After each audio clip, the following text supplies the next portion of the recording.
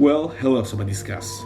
Kembali lagi bersama gue Bram. Di channel tempatnya kita bisa saling bertukar gagasan dan pikiran tanpa harus khawatir adanya subjektivitas dan bias yang mempengaruhi pendapat kita. Langsung saja, pada kesempatan kali ini gue akan merespon di komentar salah satu sobat kita, yakni Mas Sigit Wahyudi, yang merequest tolong melakukan peliputan atau mereview terkait cerita-cerita horor atau yang menyeramkan. Namun, pada kesempatan kali ini gue tidak akan fokus kepada cerita mistis atau cerita-cerita horor yang selama ini mungkin telah sobat ketahui, misalnya kayak cerita kuntilanak atau cerita hantu pocong atau cerita genderuwo. Tapi gue akan melakukan review terkait satu buah isu atau ibaratnya adalah perbuatan yang menjijikkan dan menyedihkan yang dilakukan oleh manusia sesama manusia.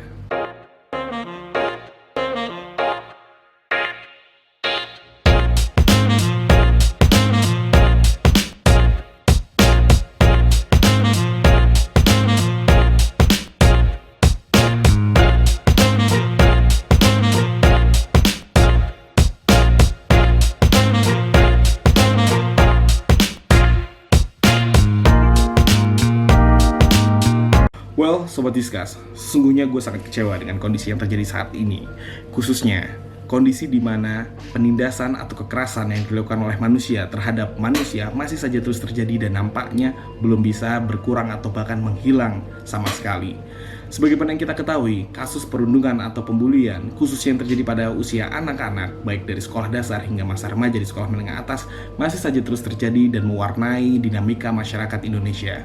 Nah, hal ini adalah hal yang sebenarnya cukup membuat kita prihatin karena kenapa? Sebenarnya produk atau aturan hukum untuk melindungi anak-anak tersebut telah dituangkan dan telah disahkan baik oleh lembaga legislatif maupun eksekutif dalam Undang-Undang Nomor 35 Tahun 2014 tentang Perlindungan Anak.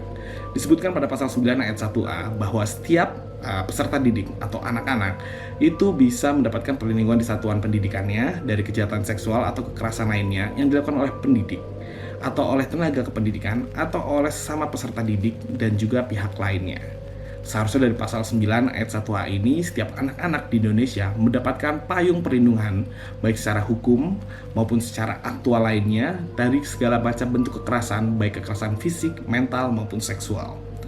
Nah, sayangnya lagi ya, yang membuat kita sangat miris atau menjadi ironis bagi masyarakat Indonesia, data dari Komisi Perlindungan Anak Indonesia menyebutkan bahwa dari tahun 2011 sampai tahun 2019 ternyata telah terjadi lebih dari 37.381 pengaduan kekerasan terhadap anak. Kita tanda ini sebagai pengaduan. Karena kenapa? Mungkin ini adalah fenomena gunung es, di mana yang data yang digrab oleh Komisi Perlindungan Anak Indonesia itu dihitung dari sebatas pengaduan. Padahal kenyataan yang mungkin yang terjadi di sekitar kita yang tidak diadukan atau bahkan yang tidak dilaporkan baik oleh si korban tersebut atau oleh keluarga korban tersebut mungkin jumlahnya lebih besar dari data yang didapatkan dari KPI ini. Nah, yang lebih miris lagi, trennya ya terus meningkat dari waktu ke waktu dan bahkan mungkin beberapa fenomena itu bisa kita lihat dalam platform media sosial yang direkam dan secara sadar disebarkan baik oleh pelaku dan juga direkam secara sadar oleh pelaku dan bukannya terjadi membantu atau menolong korban tapi malah merasakan sebuah sensasi kayak menyenangkan atau bahagia ketika menyiksa korban tersebut yang notabene itu adalah sesama manusia. Dan yang paling menjadikan lagi, korban tersebut ternyata tidak lain adalah satu sejawat atau rekannya dia atau temannya dia yang mungkin satu kelas atau satu lembaga pendidikan atau mungkin satu lingkungan di sekitarnya dia. Bahkan ada beberapa korban pelakunya itu adalah saudara dari korban tersebut atau memiliki hubungan darah dari korban tersebut. Sebelum kita lanjut, kita melihat dulu data sebenarnya posisi Indonesia secara global terkait pembulian atau perundungan ini berada di nomor berapa.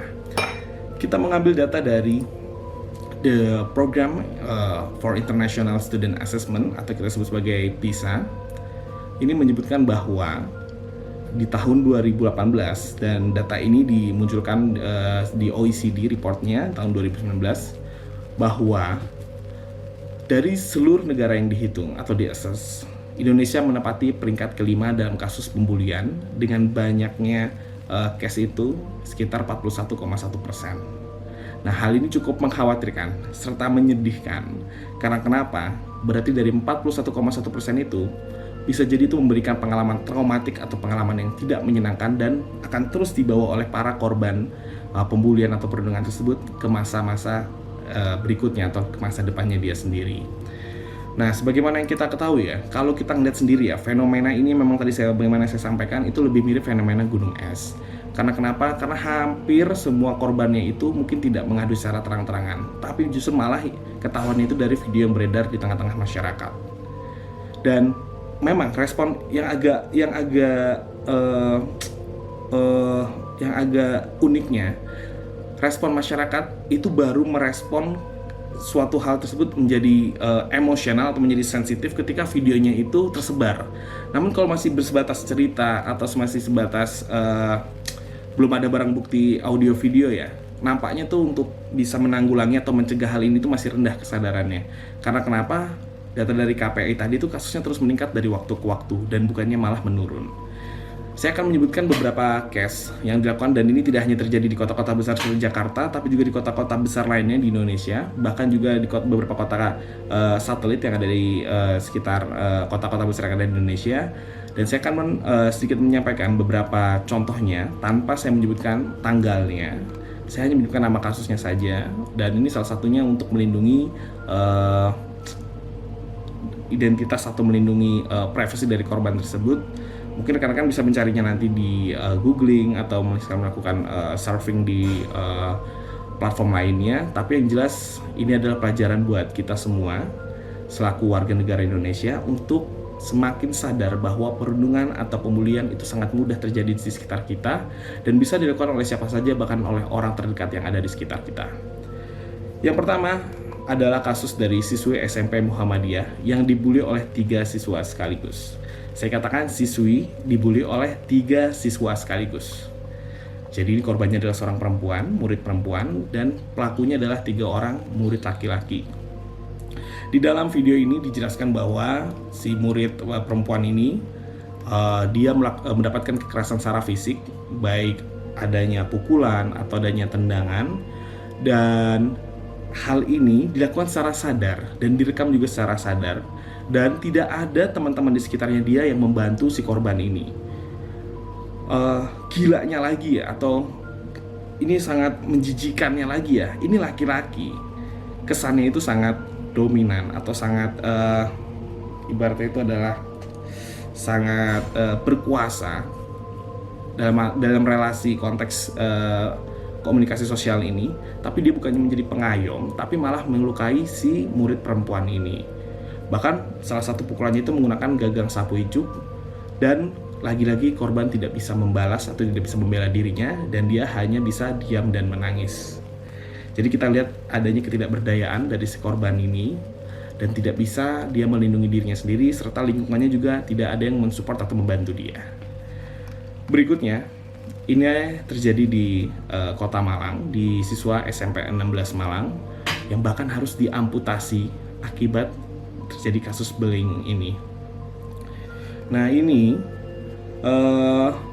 kasus ini dilakukan tidak hanya tadi kalau kita lihat kasus sebelumnya itu 3 orang pelaku, tapi kali ini pelakunya dilakukan secara beramai-ramai, di mana si anak ini diangkat beramai-ramai oleh teman-temannya, kemudian tubuh anak ini dibanting ke lantai, dan juga tanpa rasa bersalah teman-temannya ini juga menduduki tangan si MS ini hingga jari tengahnya nggak berfungsi lagi dan membuatnya harus menjalani operasi amputasi.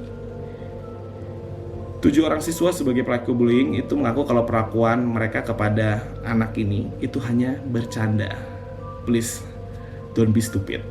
Bercanda tidak sehina ini, bercanda tidak semenyakitkan ini, dan bercanda itu tidak seharusnya membuat seseorang menjadi rusak masa depannya.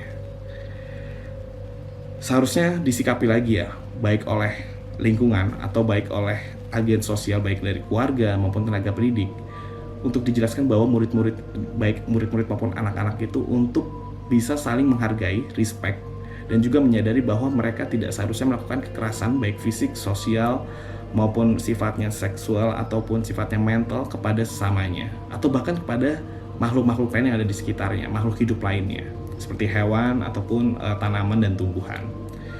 Karena kenapa? Memang kesadaran untuk membangun hal ini itu tidak bisa dibikin dari waktu yang singkat, tapi harus dibangun melalui pembangunan karakter yang sifatnya itu cukup panjang, dari masa mungkin dari masa pra sekolah seperti masa TK hingga masa sekolah dasar, dan akan terus berlanjut sampai dia matang karakternya setelah lulus SMA nanti.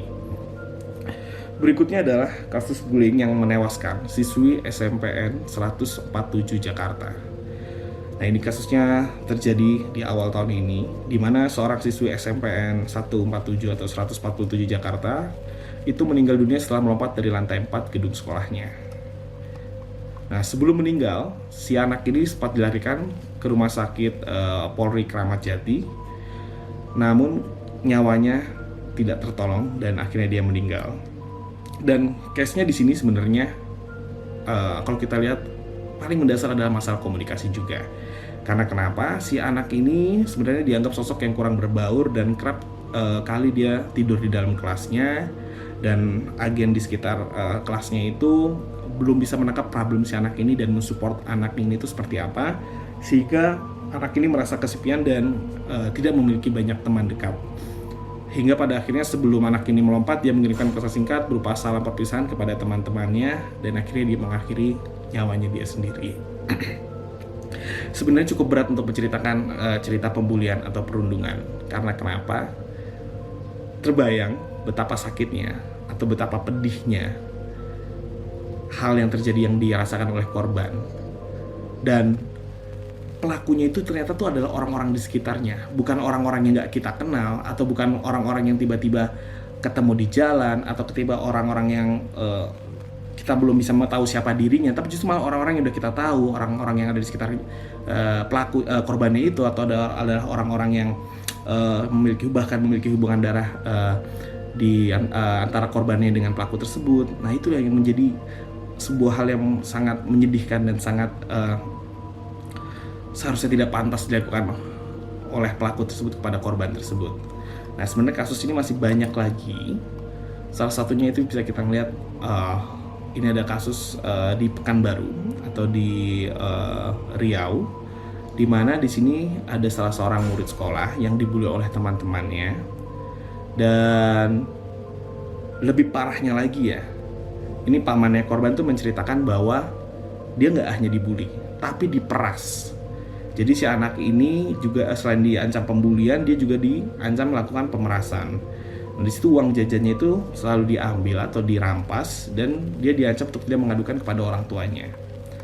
Nah, anak ini selain mengalami pembulian, dia juga mengalami berbagai macam tekanan dan kekerasan, baik secara mental dan bahkan di case anaknya itu kekerasan fisiknya yang menyebabkan patah tulang hidungnya dia. Dan si korban ini dipaksa oleh teman-temannya melakukan pembulian ini, si pelakunya itu, untuk ngaku bahwa dia itu jatuh. Jadi hidungnya patah itu bukan karena pembulian tapi karena jatuh. Nah, tapi akhirnya cerita terkuak, korban ini akhirnya mengadu, dan ternyata pelaku melakukan pemukulan menggunakan bingkai kayu foto sehingga hidung si korban ini patah. Dan sorry to say, brengseknya lagi, si pelakunya ini bilang awalnya hanya bercanda, dan mereka itu merasa tersinggung atau tersulut emosinya sehingga melakukan kekerasan terhadap korban tersebut. Lagi-lagi alasannya adalah bercanda. Ini adalah sebuah hal yang sungguh-sungguh sangat tidak patut dilakukan oleh peserta didik kepada sesama peserta didik lainnya. Berikutnya, ini di level sekolah dasar. Di kejadiannya ada di Kabupaten Grobogan. Jadi ada seorang anak mengalami depresi berat usai diduga mengalami perundungan atau pembulian dari teman-temannya. Nah, anak ini masih duduk di kelas 4 sekolah dasar. Bayangkan, kelas 4 sekolah dasar, tapi anak ini telah mengalami tekanan batin yang cukup hebat atau dahsyat sehingga dia mengalami depresi berat. Entah masa depan yang seharusnya bisa lebih cerah atau bisa lebih terang dan membanggakan, dan mungkin anak ini bisa lebih berguna nanti buat masyarakat di sekitarnya atau bahkan buat bangsa dan negara, itu harus sirna karena anak ini mengalami depresi berat akibat perundungan yang dilakukan oleh teman-temannya. Kepribadian si anak ini itu mulai berubah dari yang sebelumnya ceria menjadi tertutup dan menjadi penuh ibaratnya adalah tekanan batin, dan menjadi sebuah pribadi yang berbeda dengan sebelumnya. Nah, si anak ini tiba-tiba jadi sering mengurung diri, takut bertemu dengan orang, hingga tak mau lagi bersekolah. Keluarganya juga menghabiskan banyak dana untuk membersihkan kondisi anak ini ke psikiater ataupun ke konsultan psikolog kejiwaan. Padahal seorang ayahnya itu adalah hanya seorang buruh bangunan yang mungkin sobat tahu pendapatannya tidak seberapa, dan ibunya juga hanya penjual kerupuk. Nah, hasil pemeriksaan dari dokter syaraf hingga ke psikiater ini menyimpulkan bahwa anak ini mengalami depresi berat. Nah, lagi-lagi dasar terjadinya bullying itu sangat simpel atau sederhana atau sebenarnya sangat receh lah gitu ibaratnya. Untuk kasus anak ini, itu tuh dasarnya pembulian anak ini atau perundungan terhadap anak itu hanya masalah gara-gara jam dinding. Jadi si anak ini, si siswa kelas 4 sekolah dasar ini, itu bermain sepak bola di dalam kelas, dan bola yang ditendang si anak ini mengenai jam dinding hingga jatuh ke lantai. Nah, jam dinding pecah dan belum bisa diganti kata pihak sekolah, dan harganya 300.000. Itu jumlah yang mungkin untuk kelas menengah tidak terlalu besar, karena sekali lu nongkrong, paling lu jajan juga habis makan sekitar 300 ribuan. Nah, tapi anak-anak ini teman-temannya dia, satu circle-nya dia atau teman-teman di sekitarnya dia itu melakukan pembulian. Bahkan anak-anak ini pernah melakukan penyekapan terhadap si korban ini di kelas. Rambutnya dijambak, diludahi, disiram air, dan kekerasan lainnya baik secara verbal maupun secara fisik. Nah, di sini telah dikonfirmasi ke sekolah, tapi responnya tidak baik dan bahkan si ayahnya anak ini malah diusir. Dan pihak sekolah membantah bahwa adanya kasus pembulian ini terjadi di lingkungan sekolahnya. Yang berikutnya, ini terjadi lagi di Bandung Barat. Lagi-lagi murid sekolah dasar. Di sini masalahnya adalah pembulian dilakukan hanya karena masalah sepatu saja. Receh ya, lagi-lagi.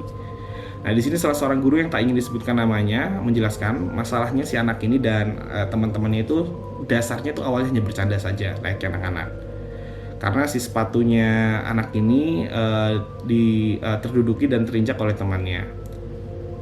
Nah, si temannya ini itu ngomong gini ke korban ini, ya udah nanti gue bisa ganti, nanti aku juga bisa ganti gitu maksudnya, bisa juga pakai iuran. Nah, tapi si anak korban ini dia itu ngomong, ya tapi jangan pakai uang bapak kalian, tapi pakai uang kalian sendiri. Karena ternyata si korban ini dia mengumpulkan duit, padahal ini anak sekolah dasar ya, dia mengumpulkan duitnya secara mandiri melalui mengumpulkan barang rongsokan atau memulung barang bekas yang digunakan untuk memenuhi kebutuhannya dia sehari-hari. Dan disinilah lagi-lagi temannya itu merasa kayak masa bodoh atau merasa tidak percaya dengan cerita si anak tersebut dan terus melakukan pembulian kepada anak tersebut. Dan mungkin ini yang terakhir ya, cerita yang terakhir yang akan saya sampaikan. Dan saya harap ini juga adalah cerita terakhir yang terjadi di kondisi aktual yang ada di tengah-tengah masyarakat kita. Yang terakhir adalah terkait salah satu anak yang mungkin videonya akhir-akhir ini viral dan disebarkan di media platform Instagram dan juga Twitter. Terjadi di daerah Sulawesi Selatan, di mana anak ini adalah penjual jalangkote, atau kalau jalangkote itu kalau di sini bentuknya itu seperti kayak pastel. Nah, si anak ini berjualan untuk membantu ibunya, dan anak ini memang secara physically tubuhnya itu gemuk, tanpa bermaksud body shaming. Nah, mungkin ini yang menjadi salah satu mengapa para pelaku pembuli itu senang untuk membuli si anak tersebut. Dan hal yang menyedihkannya lagi, ketika anak ini berjuang untuk memenuhi dan mensupport membantu orang tuanya ya, karena anak ini memiliki adik, yaitu ingin membantu ibunya lah untuk membelikan pampers, dan juga uangnya sebagian digunakan dia untuk kebutuhan dianya juga. Justru malah teman-teman entah teman-temannya di sini saya sebut ya pelakunya, atau memang pelaku ini adalah orang yang memiliki niat yang semata-mata ingin menyakiti si anak ini, itu malah melakukan perundungan yang luar biasa menjijikan lah kalau bahasa kitanya. Si korban ini, si anak yang menjadi korban ini, dia itu mengumpulkan duitnya itu secara mandiri atau secara sendiri dilakukan. Itu melalui memulung barang bekas atau mengumpulkan barang-barang rongsokan yang dia jual untuk membantu kehidupan keluarganya, karena ternyata anak ini tinggal bersama neneknya, dan juga untuk memenuhi kebutuhan sekolahnya dia. Tapi anak-anak lain itu tidak percaya dengan ceritanya dia dan malah melakukan terus perundungan atau melakukan kekerasan fisik kepada anak ini yang sifatnya itu sangat tidak pantas lah dilakukan oleh anak usia sekolah dasar, bahkan oleh usia berapapun seperti itu. Terakhir mungkin ini akan menjadi cerita penutup, tapi saya harapkan ini juga adalah menjadi cerita rangkaian penutup dari kejadian aktual yang terjadi di Indonesia saat ini untuk masalah perundungan atau pembulian. Mungkin telah diketahui oleh Sobat Discuss semuanya, baik dari media platform seperti Instagram ataupun Twitter. Ini kasusnya terjadi di Sulawesi Selatan. Ada salah satu anak yang mengalami perundungan yang dilakukan oleh orang-orang secara beramai-ramai, dan ini sifatnya si anak ini tidak akan mempunyai momen untuk membela dirinya sendiri, karena pelakunya ini adalah sekumpulan anak-anak muda ya, ibaratnya itu yang harusnya bisa membantu dan mengayomi anak ini. Karena ternyata lagi-lagi si anak ini itu melakukan aktivitas yang sebenarnya itu adalah aktivitas terpuji. Dia ingin membantu orang tuanya, membantu menjual jalangkote. Kalau jalangkote itu di sini bentuknya kayak pastel gitu. Karena uangnya nanti itu hasil penjualannya itu digunakan untuk membantu orang tuanya membeli Pampers, karena adiknya itu masih memiliki kebutuhan Pampers yang cukup banyak dan orang tuanya itu penghasilannya juga terbatas. Nah, teman-temannya dia, atau mungkin kita nyebutnya nggak usah teman-teman ya, karena pelakuannya nggak pantas, orang-orang anak-anak muda di sekitarnya dia itu malah merekam dan memvideokan tindakan perundungan kepada anak ini, dan tidak ada satupun yang membela anak ini. Padahal rata-rata orang-orang tersebut usianya itu udah usia matang. Kalau kita ngeliat usianya itu adalah usia yang sudah akil balik lah gitu. Justru anak ini malah dirundung, dikerjain oleh orang beramai-ramai hingga menyebabkan anak ini tuh mengalami kekerasan fisik dan mungkin perasaan traumatik ya. Karena kenapa? Si anak ini pas ketika naik sepeda menjual jalangkotenya itu tuh kayak dicegat sehingga anak ini jatuh, dan sebelumnya tanpa bermaksud body shaming karena tubuh anak ini yang gempal, sehingga dia akan sangat sulit untuk membela dirinya, bahkan untuk bangun dari jatuhnya dia itu sendiri. Namun ketika anak ini telah bangun dari jatuhnya dan dia pengen meninggalkan dari kerumunan orang itu, malah dicegat, dan video berikutnya itu malah dijelaskan si anak ini tuh dikepung lah oleh orang-orang itu. Sebenarnya anak ini ingin melawan si anak ini dengan memegang plat nomor salah satu pelaku, tapi malah pelaku semakin marah, geram, dan memukul anak ini hingga terjatuh, dan jatuhnya itu cukup menyulitkan si anak ini untuk bisa bangkit lagi.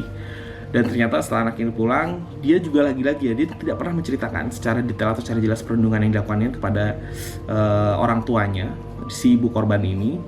Tapi dia hanya menjelaskan bahwa si anak ini tuh nggak mau lagi jualan jalangkote karena ya masalah perundungan ini. Tapi dia nggak menceritakan sama sekali perundungan ini. Bahkan ibunya sempat menceritakan kalau anak ini itu meminta maaf kepada adiknya bahwa nggak bisa membantu lagi untuk memberikan Pampers kepada adiknya. Ya, well, Sobat Discuss, ini adalah sebuah pelajaran yang menarik bagi kita selaku manusia yang katanya beradab dan memiliki akal serta logika dan juga perasaan untuk tidak melakukan perundungan atau pembulian, dan mulai berhenti untuk merasa diri kita itu lebih baik dari orang-orang di sekitar kita. Karena pada dasarnya melakukan pembulian atau melakukan hal-hal yang sifatnya itu adalah kekerasan, baik fisik, mental, atau bahkan seksual, itu sering terjadi dari orang yang merasa dirinya lebih dominan atau lebih berkuasa dibandingkan orang-orang di sekitarnya. Mungkin ada satu lagi ya, saya tambahkan. Ini ada kasus juga, dan ini mungkin akan menjadi penutup, saya harap, karena kasusnya masih terus diproses. Yaitu adalah salah satu kasus yang terjadi di Jakarta. Jadi seorang anak usia remaja, dia melakukan kejahatan pembunuhan terhadap anak kecil, masih balita.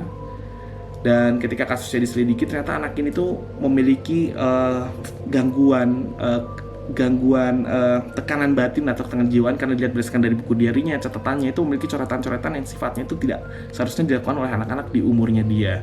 Dan setelah diselami, ternyata si anak ini tuh mengalami perlakuan kejahatan seksual yang ternyata dilakukan oleh orang-orang terdekatnya dia, oleh pacar dan 2 orang pamannya. Dan dia di sini posisinya sekarang sebagai pelaku dan korban, dan kasus ini masih terus didalami oleh pihak kepolisian. Dan kita harapkan bahwa hal ini adalah hal-hal yang terakhir dan tidak akan terjadi lagi di Indonesia. Dan kita harapkan efektivitas dari pasal 9 ayat 1A tadi di Undang-Undang terkait perlindungan anak itu semakin efektif dan semakin bisa diterapkan oleh para segenap jajaran stakeholdernya, baik dari pelaku pendidikan, tenaga pendidikan, bahkan oleh kalangan peserta didik itu sendiri. Well, Sobat Discuss, jangan sampai kejadian terkait perundungan atau pembulian itu adalah kejadian yang terjadi di sekitar kita, dan jangan sampai kita sendiri justru yang melakukannya baik secara sadar maupun tidak sadar. Demikian review pada hari ini.